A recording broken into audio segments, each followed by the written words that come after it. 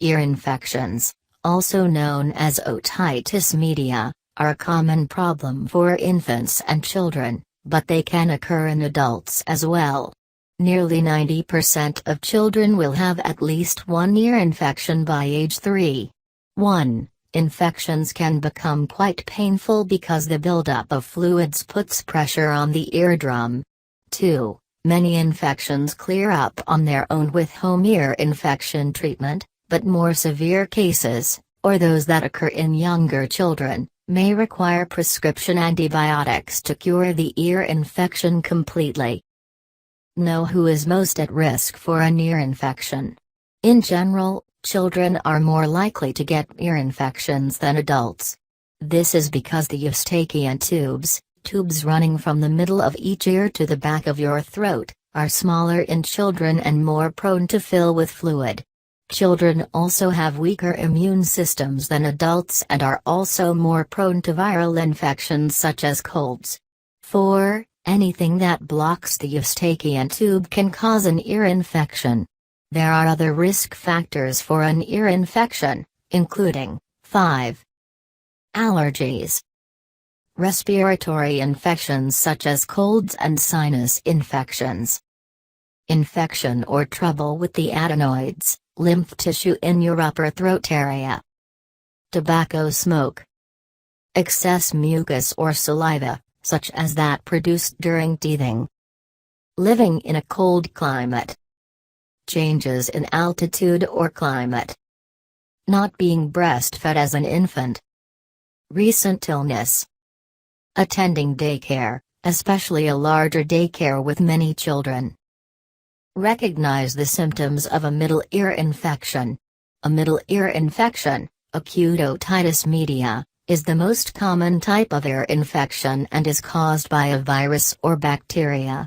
6. The middle ear is the space just behind the eardrum that contains the small bones that pass vibrations to the inner ear.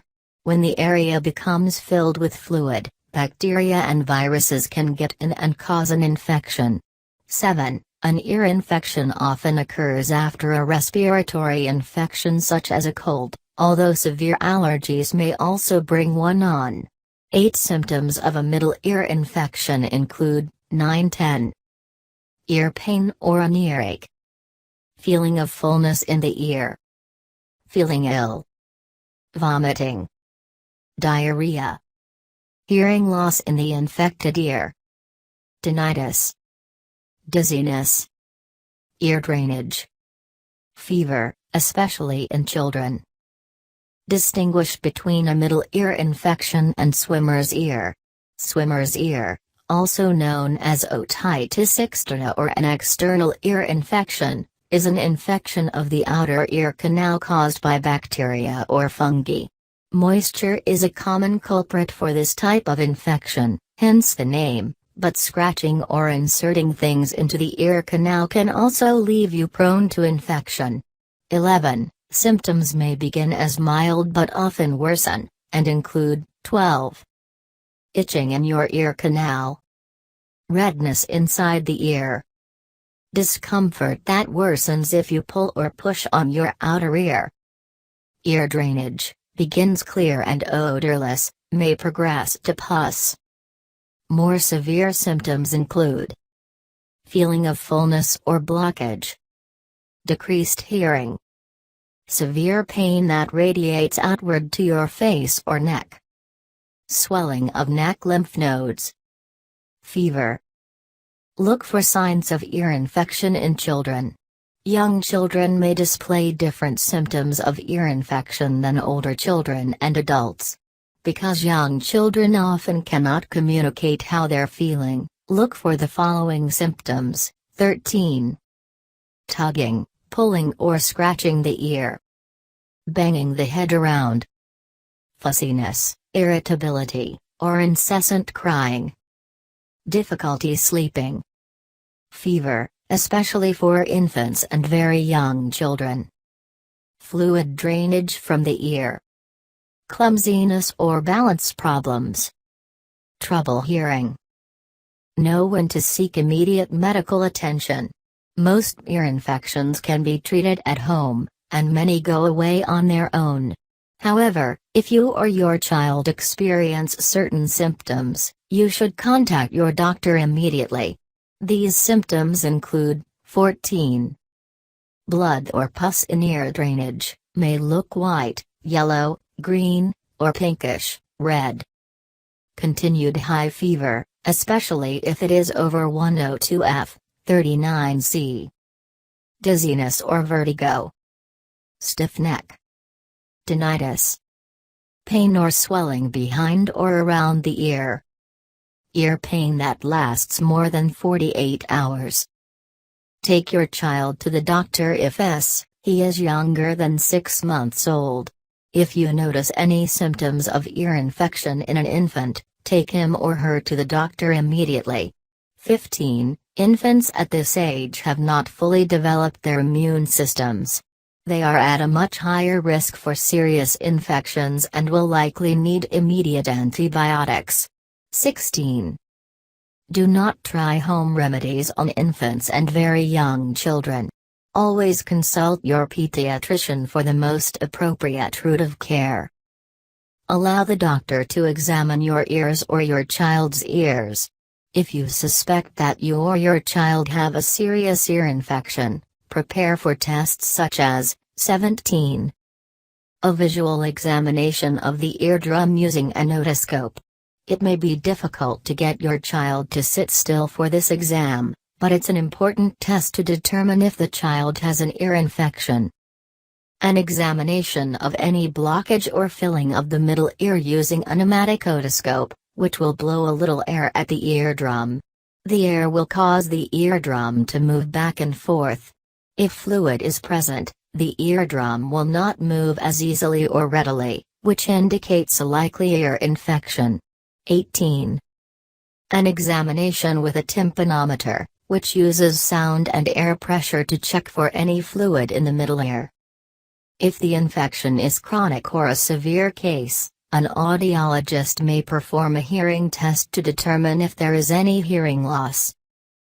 Be prepared for the doctor to examine the eardrum more closely in case of a stubborn or chronic infection.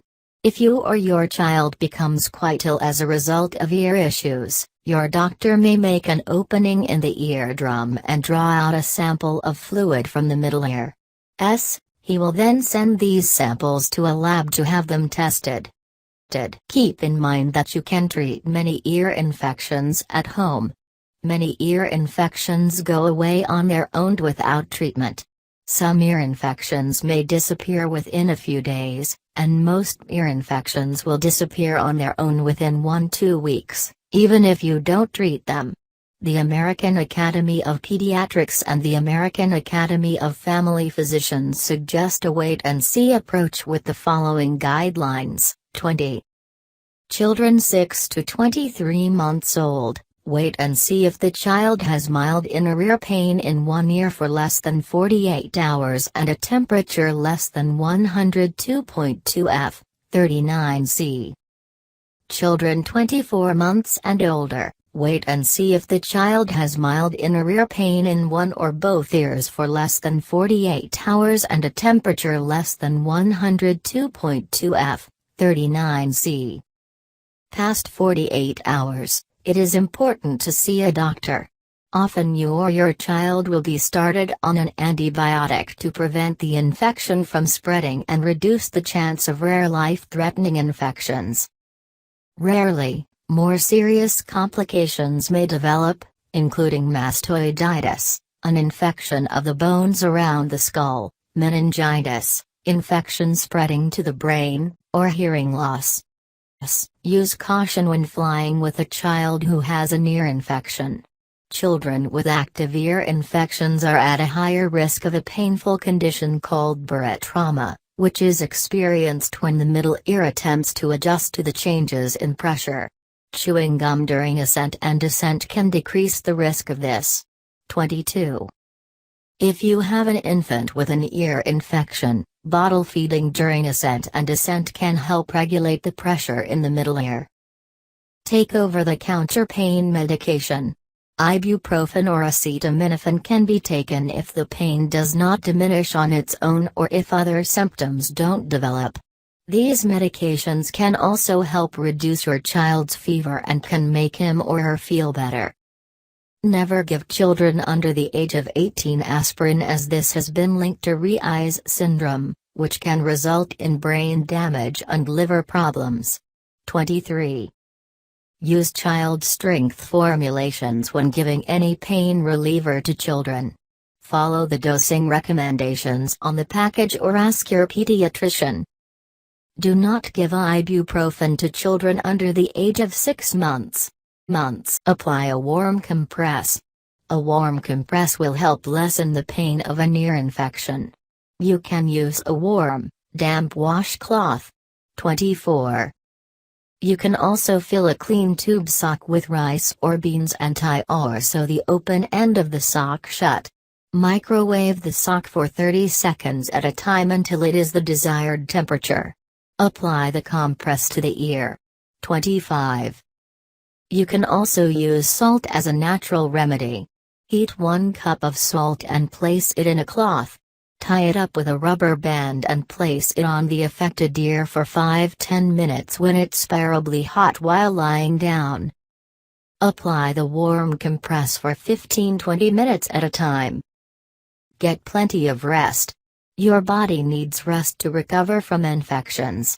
27. Make sure that you do not push yourself too hard while you have an ear infection, particularly if you also have a fever. Pediatricians do not recommend that you keep a child home from school for an ear infection unless he has a fever. 28. However, you should probably monitor your child's activity to make sure he gets the rest he needs.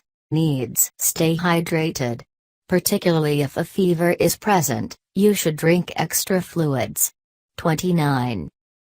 The Institute of Medicine recommends that you drink at least 13 cups, 3 liters, of fluids daily if you are male, and at least 9 cups, 2.2 liters, of fluids daily if you are female. Try Valsalva's maneuver if no pain is present.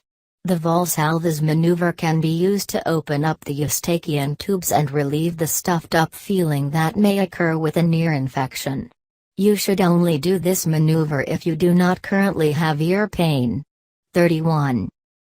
Take a deep breath and close your mouth. Pinch your nose shut.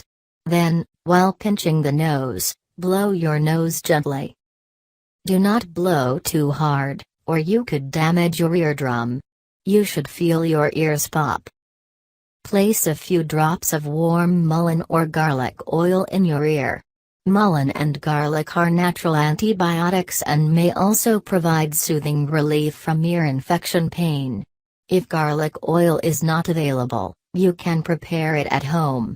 All you need is, cook 2 garlic cloves in 2 tablespoons of mustard or sesame oil until it turns blackish.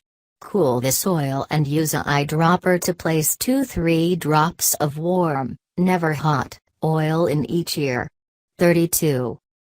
You should always consult with a pediatrician before trying this with children. Try a naturopathic remedy. One study suggests that a naturopathic herbal remedy called Otoconotic solution, Healthion, may be helpful in reducing ear pain from ear infections. 33. Consult your doctor before using this remedy. Never give any alternative medications to your child without consulting your pediatrician first. Monitor the ear condition carefully. Check your temperature or your child's temperature frequently and watch for other symptoms.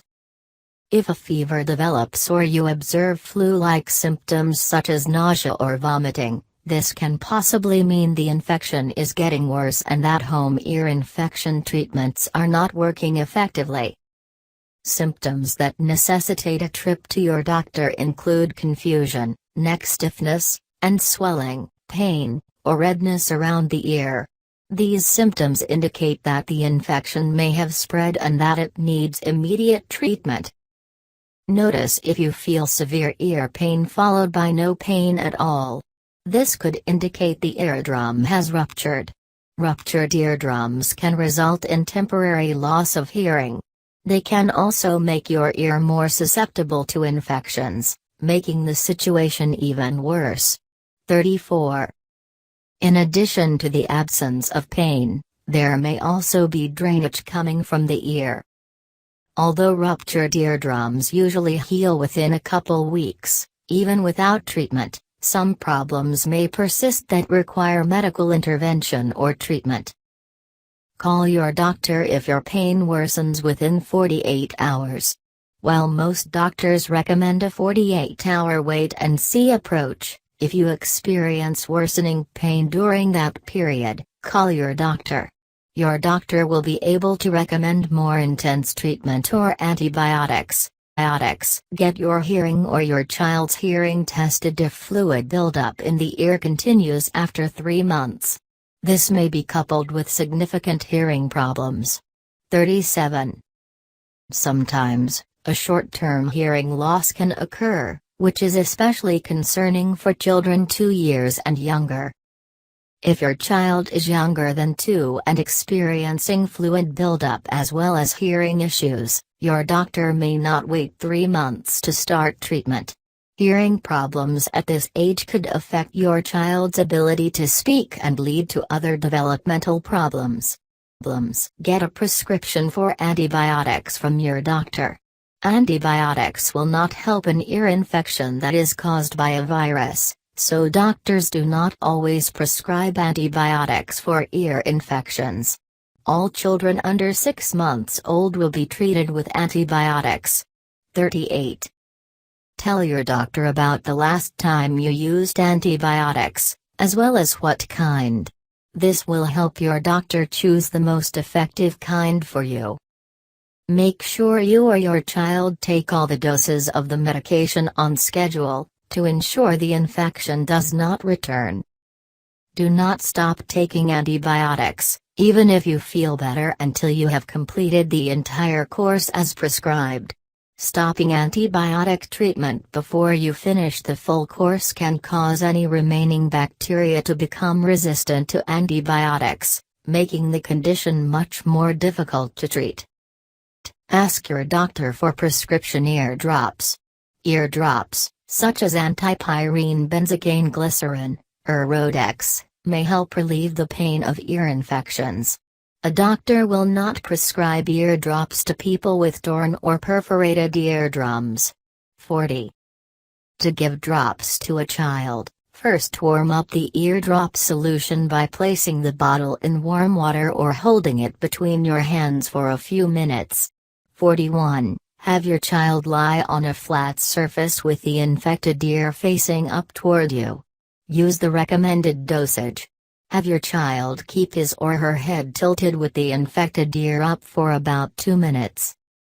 Because benzocaine is a numbing agent, it's best if you can have someone else apply the drops to your ear. Avoid touching your ear with the dropper. 42. Benzocaine may cause mild itchiness or redness. It has also been linked to a rare but serious condition that affects your blood's oxygen levels. Never use more than the recommended dose of benzocaine, and consult your pediatrician to make sure that you give the right dosage to your child.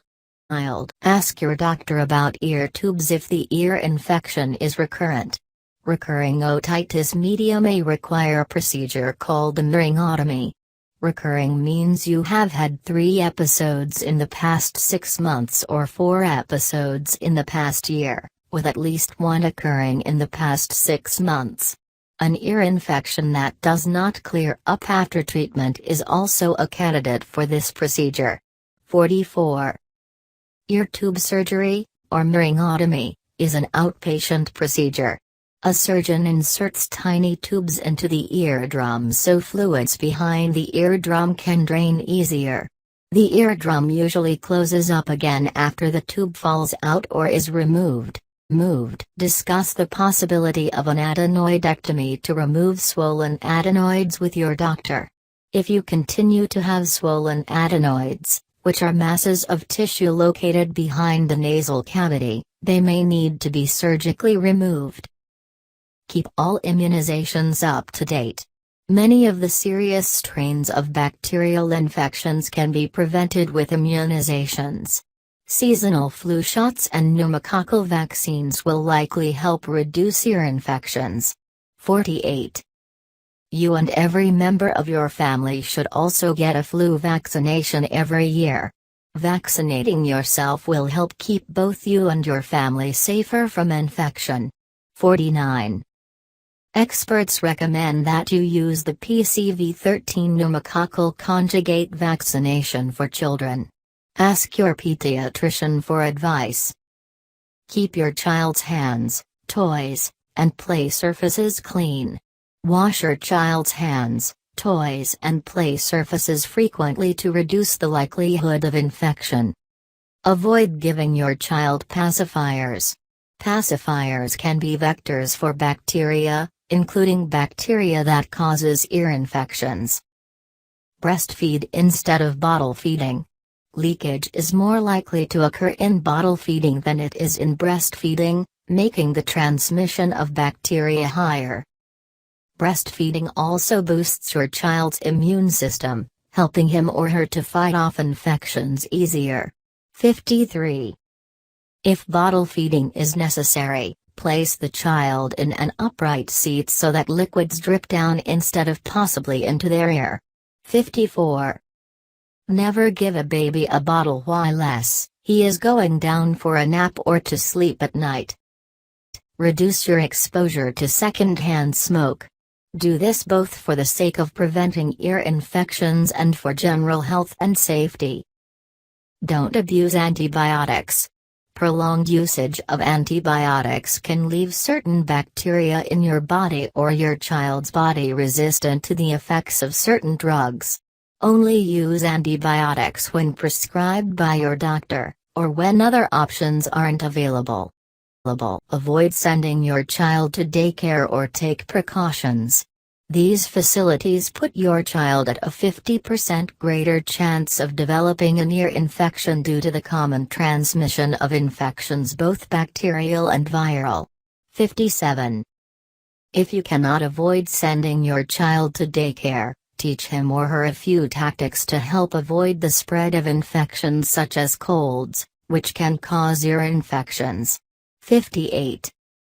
Teach your child not to put toys or fingers in his or her mouth. He should avoid touching the face with his or her hands, especially mucous membrane areas such as the mouth, eyes, and nose.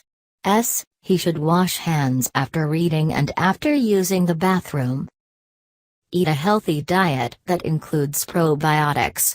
Eating a wide variety of fresh fruits and vegetables, whole grains, and lean proteins helps your body stay strong and healthy.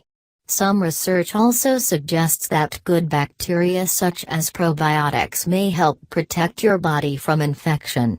60. Acidophilus is a commonly studied strain of probiotic. You can find it in many yogurts,